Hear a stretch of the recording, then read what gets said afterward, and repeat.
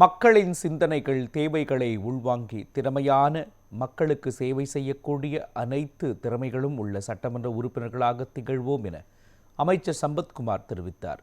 கோவை மாநகராட்சி கலையரங்கில் கெப்சரா ஃபவுண்டேஷன் சார்பில் மதிலை தாண்டு என்ற நிகழ்ச்சி நடைபெற்றது. இதில் திருநங்கைகளின் வாழ்வாதாரம் மற்றும் சமூக அங்கீகாரத்தை மேம்படுத்தும் வகையில் நலத்திட்ட உதவிகள் மற்றும் விருதுகள் வழங்கப்பட்டன.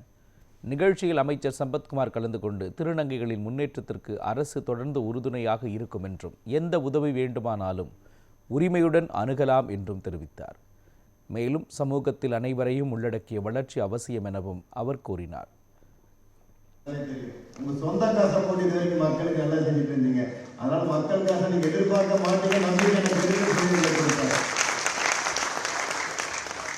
நிச்சயமாக முதலமைச்சருடைய கனவு லட்சியம் ஒரு தூய்மையான தமிழகத்தை மட்டுமல்ல தூய்மையான இந்தியா உருவாக்கக்கூடிய தலைவர் நம்மளோட மாநில முதலமைச்சர் அவர்கள் சொல்லுங்க.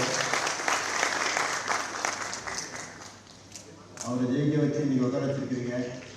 எத்தனையோ தடைகள்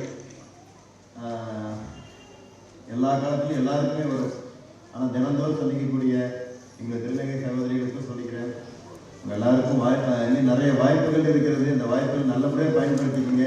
உங்களுக்காக உண்மையாக உழைக்கிறதுக்கும் உங்களுக்காக உறுதுணையாக இருக்கிறதுக்கும் நாங்கள்லாம் இருக்கிறோம். சகோதரர்கள் நாங்கள் இருக்கிறோம்.